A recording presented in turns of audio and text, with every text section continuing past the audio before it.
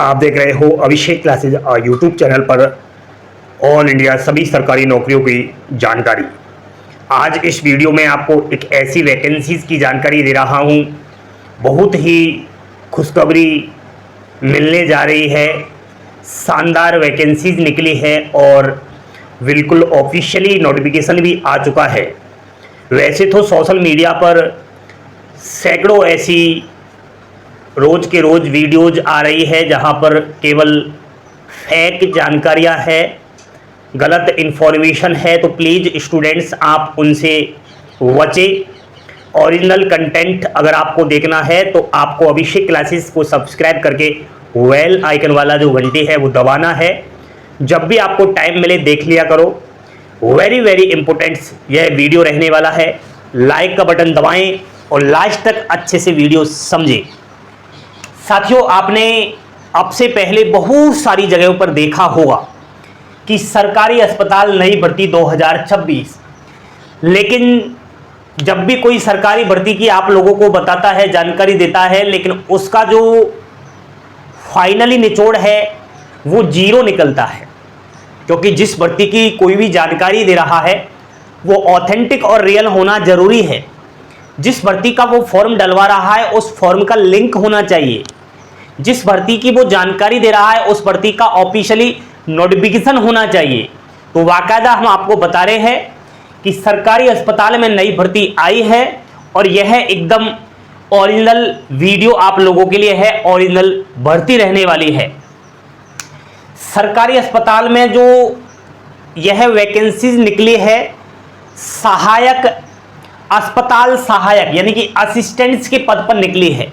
आपको बता दूं कि असिस्टेंट्स के पद पर कुल 1200 वैकेंसीज है।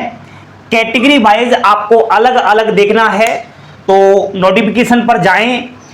फुल नोटिफिकेशन आपको हमारे टेलीग्राम चैनल पर मिलेगा। टेलीग्राम चैनल का लिंक वीडियो के डिस्क्रिप्शन में है, लेकिन पहले वीडियो अच्छे से समझे, इस भर्ती के बारे में पूरी डिटेल ले, उसके बाद जाना। यहां पर भी मैंने बताया है, हो सकता है यहां पर साफ नहीं दिखाई दे रहा तो एक बार कैटेगरी वाइज भी देख लेना, क्योंकि unreserved, EWS, OBC, SC, ST, कुछ ऐसे करके अलग अलग कैटेगरियों के अलग अलग पोस्ट इसमें है। ठीक है साथियों, यहां पर सबसे बड़ी बात यह आएगी कि ठीक है सर, सरकारी अस्पताल में असिस्टेंट्स की भर्ती निकली है, आप कह रहे हो 1200 प्लस पद है, अच्छी खुशखबरी है। काम क्या रहता है असिस्टेंट्स का? तो साथियों, हॉस्पिटल्स में बेसिक काम रहता है। असिस्टेंट्स काउंटर पर भी काम कर सकता है, वार्ड में भी काम कर सकता है, हॉस्पिटल्स का अटेंडेंट बनकर काम कर सकता है, डॉक्टर का असिस्टेंट बनकर काम कर सकता है। इसका मतलब आपके मन में ख्याल आएगा कि अस्पताल में सुई लगानी पड़ेगी क्या, ड्रिप्स लगानी पड़ेगी क्या, दवाई गोली भी देनी पड़ेगी, पट्टी वगैरह भी करना पड़ेगा, इलाज भी करना पड़ेगा मरीजों का। तो ये आपका काम नहीं है, आप डरो ना। असिस्टेंट का ये काम बिल्कुल ही नहीं रहता। हॉस्पिटल्स में इन मेडिकल के अलावा बहुत सारे और भी इंपॉर्टेंट काम रहते हैं फाइलों के, तो वो आपको करने होंगे।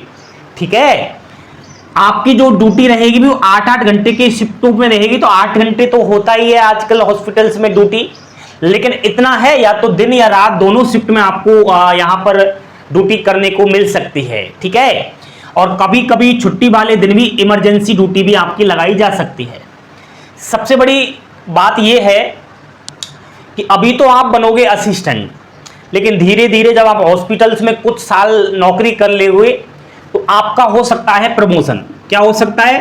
प्रमोशन हो सकता है, यानी कि बड़ा पद आपको मिल सकता है। कौन सा? वार्ड इंचार्ज स्टाफ का पद मिल सकता है। हॉस्पिटल्स में जो वार्ड होते हैं ना, पूरे वार्ड का इंचार्ज आपको बनाया जा सकता है। पूरे वार्ड के जितने भी स्टाफ है उनका इंचार्ज आपको बनाया जा सकता है। सीनियर सहायक का पद मिल सकता है, या अन्य स्वास्थ्य विभाग में जो पद है उनमें आपको मौका मिल सकता है। समझ रहे हो ना मेरी बात आप लोग? अब यहां पर बात आएगी सर ये नौकरी कैसी है? तो देखो, ये नौकरी स्थायी है और सरकारी है, कोई कॉन्ट्रैक्ट बेस वाली भर्ती नहीं है। सरकारी भर्ती है, स्थायी भर्ती है, परमानेंट। मेडिकल फील्ड में आपकी एंट्री हो रही है, ये समझो आप लोग। ठीक है, चलो मुझे नौकरी मिल भी जाती है भगवान की कृपा से, तो प्रति माह मुझे वेतन कितना मिलेगा, सैलरी कितनी मिलेगी? तो आपका जो पे लेवल रहेगा ना वो बंद रहने वाला है। अधिकतम इसमें सैलरी आपकी 49 से 50,000 तक जा सकती है प्रति माह। लेकिन इन हैंड अगर शुरुआती सैलरी की बात करें तो 20 से और 24,000 रुपए मिलेंगे, क्योंकि आप भी सब जान सकते हो सरकारी नियमों में शुरुआती वर्षों में आपको जो है पूरी सैलरी नहीं मिलती, ठीक है, केवल बेसिक मिलता है। आपका जो डीए, एचआरए, टीए जो अलाउंसेज होते हैं वो नहीं मिलते, धीरे धीरे वो मिलना शुरू हो जाता है। आपके बेसिक में इंक्रीमेंट लगना हो जाता है शुरू हर साल। तो ऐसे करके आपकी सैलरी धीरे धीरे अच्छी खासी हो जाती है। और भाई सरकारी नौकरी है तो सैलरी तो कम हो ही नहीं सकती। अब आगे की चर्चा करते हैं। ये सारी बात समझने के बाद अब हम तैयार है फॉर्म अप्लाई करने के लिए। तो इसमें हमें ऑनलाइन फॉर्म डालना है, लेकिन ऑनलाइन फॉर्म डालने के लिए लिंक कहां है? तो मैं आपको डायरेक्ट विभाग की वेबसाइट पर पहुंचा रहा हूं। लिंक वीडियो के डिस्क्रिप्शन में है या टेलीग्राम पर मिल जाएगा। डायरेक्ट आप ऑनलाइन फॉर्म भर सकते हो। फॉर्म की डेट 7 मई से शुरू हो चुकी है और 21 मई लास्ट डेट है। और सबसे बड़ी खास बात बताऊं, इस भर्ती का जो एग्जाम्स है वो 24 जून को हो रहा है, यानी कि लगभग 1.5 महीने का समय मिल रहा है। इतना जल्दी एग्जाम्स भी हो रहा है, बड़ा ही फास्ट प्रोसेस है। नेक्स्ट, फॉर्म भर रहे हो तो इसमें फीस लगेगी अनरिजर्व कैटेगरी, अनारक्षित कैटेगरी की 500 रुपए। आप आरक्षित कैटेगरी में आ रहे हो तो 250 रुपए फीस इसमें लगने वाली है, ठीक है। उसके अलावा आप लोग जैसे कि उसी राज्य के हो, जिस राज्य में ये भर्ती निकली है तो वहां पर तो आपकी वही आरक्षण का लाभ मिल जाएगा। लेकिन बाहरी किसी राज्य से हो और उस राज्य में जाकर फॉर्म अप्लाई कर रहे हो तो फिर आपको अनरिजर्व के बराबर 500 रुपये फीस देनी होगी। अब ये किस राज्य में भर्ती निकली है, कहां पर लोकेशन है, सारी डिटेल मिल रही है। बस सब्र रखो, सब्र का फल मीठा होता है। प्यारे बच्चों, इसमें जो एज रखी गई है फॉर्म अप्लाई करने के लिए, मिनिमम 18 वर्ष है और मैक्सिमम 40 वर्ष है अनरिजर्व कैटेगरी के अभ्यर्थियों की। अगर आप लोग आरक्षित कैटेगरियों से हो तो 5 साल तक की आपको छूट दी जाती है, यानी कि 45 ईयर्स तक अप्लाई कर सके हो। और एज की जो गणना है, आयु की जो गणना है वो 1 जनवरी 2026 से की जा रही है। क्वालिफिकेशन केवल 10वीं पास है। अब जब भी अस्पताल की नई भर्ती की जानकारी आती है तो हमारे मन में एक ही ख्वाब आता है, सर हमारे पास तो कोई मेडिकल का सर्टिफिकेट, डिग्री, डिप्लोमा ही नहीं है, तो हम हॉस्पिटल्स का तो फॉर्म अप्लाई कर ही नहीं सकते। यहां आपको असिस्टेंट बनाया जा रहा है तो इसके लिए कोई मेडिकल का डिग्री, डिप्लोमा नहीं चाहिए, केवल आपकी 10वीं की मार्कशीट चाहिए। समझ रहे हो ना बात? केवल 10वीं पास भर्ती है। अब समझ लो सिलेक्शन कैसे आपका होगा। तो इसमें एक एग्जाम्स होगी, सिलेबस बताऊंगा अभी। एग्जाम्स की डेट 24 जून मिल चुका है। उसके बाद कुछ नहीं है, एग्जाम्स को आप क्रैक कर लेना, पास कर लेना आसानी से और दस्तावेज सत्यापन हो जाएगा, डॉक्यूमेंट वेरिफिकेशन हो जाएगा फाइनली, ठीक है। एग्जाम्स पैटर्न समझना है, इसी से आपकी नौकरी लगेगी भाई लोगों। देखो पेपर में 100 क्वेश्चंस आएंगे जो 100 नंबर के रहेंगे, यानी एक क्वेश्चन 1 नंबर का रहने वाला है। 2 घंटे टाइम मिलेगा, यानी 120 मिनट आपको टाइम मिलेगा। और 1/4 नेगेटिव मार्किंग भी है, ये थोड़ा आप ध्यान लेकर चलना, गलत मत करना। इसमें मात्र कुछ ही सब्जेक्ट्स के क्वेश्चन आएंगे, जैसे कि हिंदी में संज्ञा, सर्वनाम, मुहावरे, लोकोक्तियां, शुद्ध अशुद्ध वाक्य, ये सब आएंगे। हिंदी व्याकरण, इंग्लिश ग्रामर आएगी,